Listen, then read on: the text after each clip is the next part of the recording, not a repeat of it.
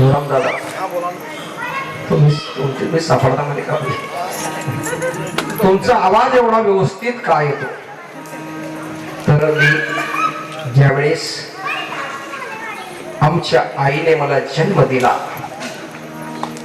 आणि मी छोटासा होतो त्यावेळेस बाळांतपण असायचं. बाळांतपण, आता बाळांतपण मी म्हणतो, आजच्या मुलींना माहितच नाही बाळांतपण काय, सीझर.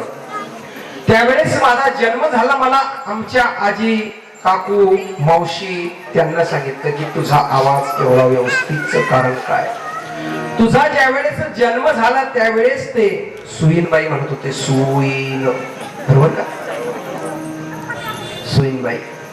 त्या सुईनबाई म्हाताऱ्या कुतऱ्या असायच्या आणि त्यांच्या हाताला असे घट्टे घुट्टे खरडे कोरडे, कारण ते काम करत होते त्यावेळेस. त्यावेळेस काय हे डिस्टिकन फेस्टिकन काय म्हणतात ते, हे थोडी होतं लावायला. खोबऱ्याचं तेल भेटत नाही, तो खायचं तेल लावत होते डोक्याला. आमची आई आमच्या डोक्याला खायचं तेल लावत होते, खोबऱ्याचं तेल नाही म्हणत होतं. पण त्या म्हातारीने माझा जन्म झाल्यानंतर म्हणे माझ्या नळल्यात बोट टाकली. त्यावेळेस नळल्यात बोट टाकत होते म्हणे, असं सांगता मावशी मला माहिती पण सांगते. नळल्यात बोट टाकत होते त्यावेळेस त्याचा घसा मोकळा करत होते. आता तो डॉक्टर काय नळल्यात बोट टाकतो काय करतो त्याचं त्याने माहिती. म्हणून आता जे पोरं म्हणजे आरोडी जर मारतात तर पोरांचा आवाज निघत नाही. त्यावेळेचे आमच्या सारखे जे पोरं ते आरोडी जर मारले, आता हे मोबाईलचा जमाना आता आला, तर मित्रमंडळी जर आरोडी मारायची असली ना, तो जर 200 फुटावर 100 फुटावर घर असलं तर इथून जर आरोडी मारली तर तो मनुष्य तिथून इथपर्यंत येत होता आणि त्याचा घसा मोकळा येत होता. आता सगळ्यांचे घसे पिंग झाले, कारण आरोडी मारायची गरजच नाही. तो त्याच्या शेजारी तिकडच्या भिंतीकडे असला तर तो इथून त्याला फोन लावतो, म्हणतो इकडे ये. तर एक वेळेस असंच प्रसंग, फोन लावता लावता 2 मित्र होते, एकाचं तोंड तिकडे एकाचं तोंड इकडे. तो तिकडे फोन लाव, हा इकडून याचं तोंड इकडे तिकडे. म्हणे तू कुठे आहे? म्हणे मी मंदिरातच आहे. म्हणे तू कुठे? म्हणे ते दिसतच नाही तू तर. अरे म्हणे मी तटीच आहे मंदिरातून. ते तू त्याचं तोंड तिकडे त्याचं तोंड तिकडे, काय दिसणार? अशी परिस्थिती झाली आता.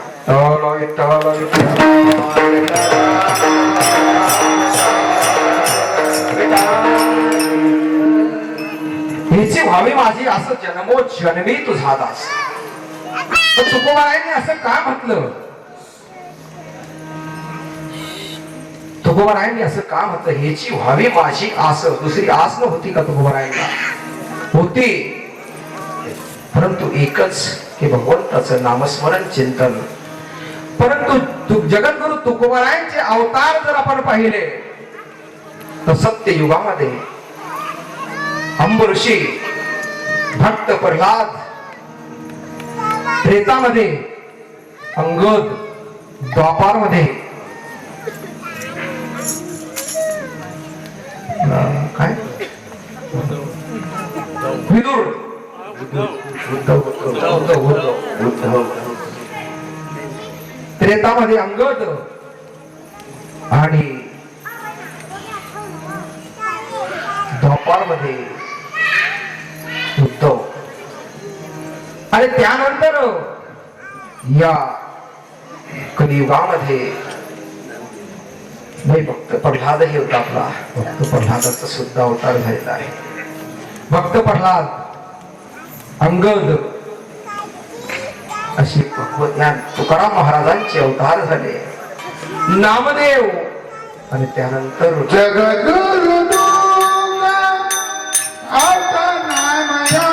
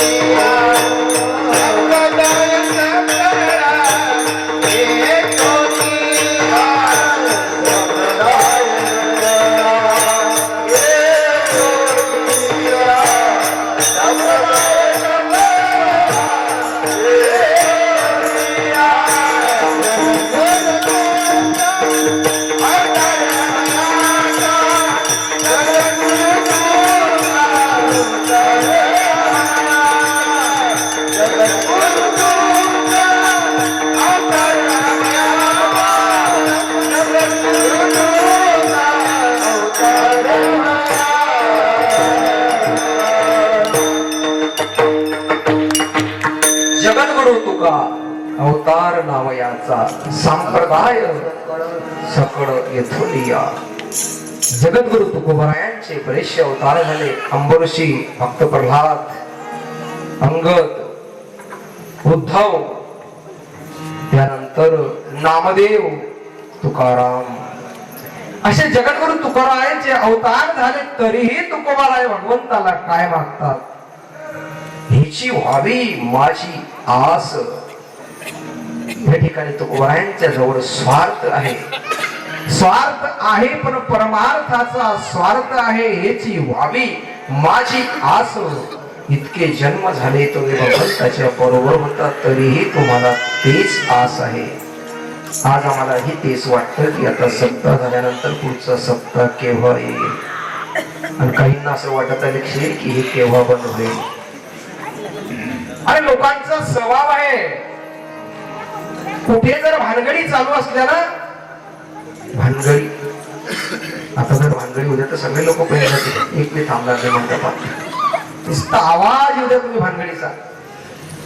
कुठे जर भानगडी चालू असल्या तर लोक म्हणतात की त्या ठिकाणी काय चालू आहे, काय चालू आहे, कीर्तन. ज्या ठिकाणी भानगडी चालू आहे त्या ठिकाणी लोक म्हणतात कीर्तन चालू आहे. जिथे कीर्तन चालू आहे तिथे काय म्हणतात की हे भानगड केव्हा बंद होईल. असं लोकांचा स्वभाव असतो.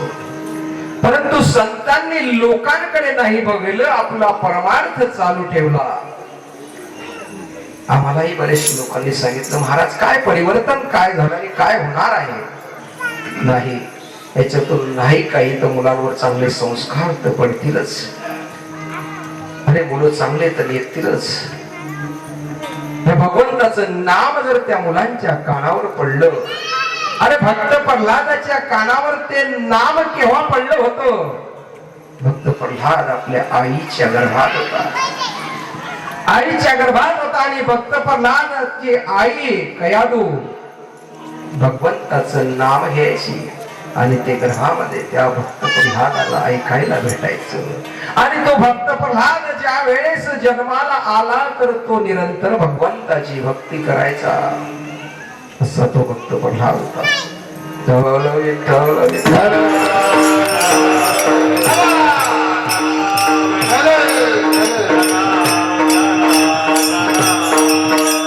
जगद्गुरु तुकोबरायांना लोकांनी सांगितलं महाराज तुम्ही म्हणतात की ह्याची व्हावी माझी आस, जन्मोजन्मी तुझा दास. मग तुम्हाला तुकोबराय असं का वाटतं की मी जन्मोजन्मी तुमचा दास व्हावा, भगवंताचा दास व्हावा असं का वाटतं? तर तुकोबराय अभंगाच्या दुसऱ्या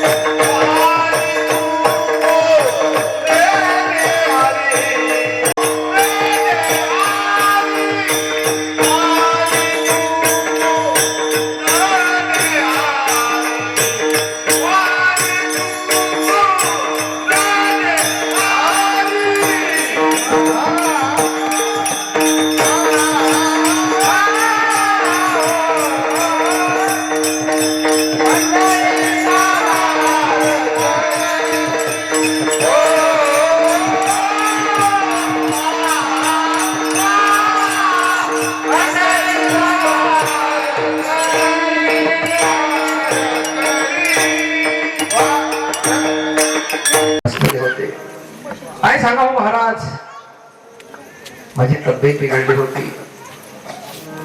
माझी तब्येत बिघडली आणि माझ्या सप्ताह चांगला चालू आहे, परंतु माझ्याकडून व्यवहार नाही, तब्येत बरोबर नाही.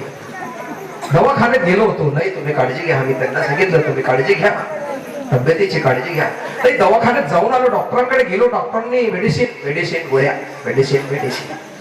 गोळ्या दिल्या, इंजेक्शन दिलं, सलाईन वगैरे लावली.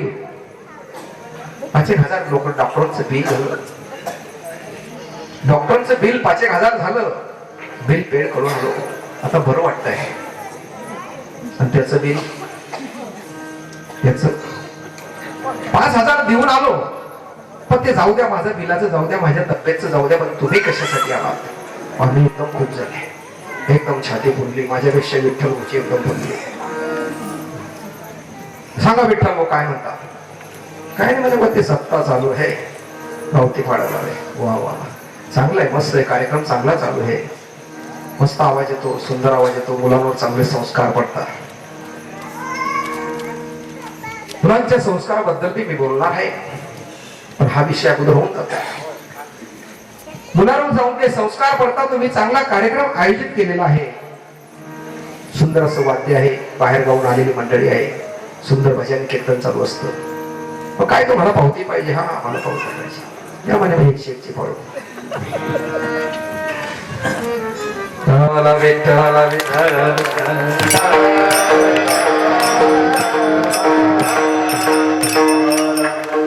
आम्ही खुश झाले एकदम. वा दादा तुमचं काय मन मोठा आहे हो. तेरा तुझको अर्पण क्या लागे मेरा, ओम जय जगदीश हरी. तेरा तुझको अर्पण. हे शरीर कशाने चालताय हो? अरे भगवंत आपल्यात आहे. विठ्ठल जडीस तरी भरला, रीता ठाव नाही उरला. चाले हे शरीर कोणाची असते, चाले हे शरीर कोणाची असते, चाले हे शरीर कोणाची असते, चाले हे शरीर कोणाची असते, चाले हे शरीर कोणाची असते, चाले हे शरीर कोणाची असते, चाले हे शरीर कोणाची असते, चाले हे शरीर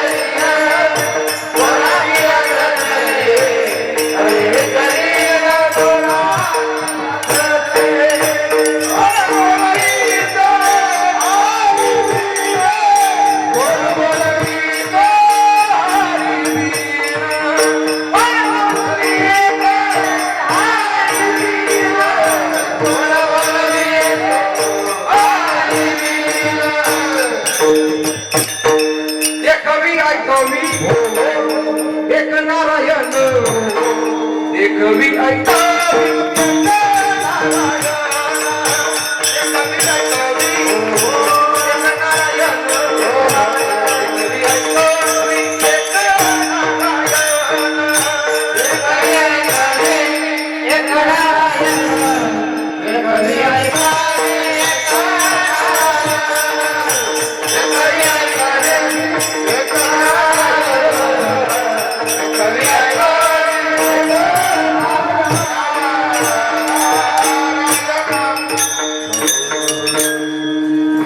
हे शरीर कोणाची असते, कोण बोलवे तो हरी विन. कोणाच्या सत्तेने हे शरीर चालतंय? आपण मुळाच भारी वाटतो, म्हणतो नाही माझ्या हातापायात ताकद आहे, मीच कमवतो म्हणून, मी खातो म्हणून चालत नाही रे बाबा. चाले हे शरीर कोणाची असते, कोण बोलवी तो हरी विन. देखवी ऐकवी एक नारायण, तयाचे भजन चुकू नको. भगवंताचे भजन चुकू नका. दिन रजनी हाची धंदा गोविंदाची. भगवंताचं नामस्मरण निरंतर घेत राहा. मी तुम्हाला एक दृष्टांत सांगतो. एका गावातून मी जात होतो. देवराम दादा, मी दादांना सांगतो. एका गावातून जात असताना एक मुलगा ओट्यावर बसलेला होता. त्याच्या घरच्या, आपल्या नेत्याच्या घरच्या ओट्यावर बसलेला होता आणि तो बिडी पित होता. देवराम बाबा शाहीर. तो बिडी पित होता आणि मी त्याला सांगितलं, अरे बाबा तू बिडी का पितो? तरुण मुलगा आहे, व्यायाम करायला पाहिजे, दूध प्यायला पाहिजे, बिडी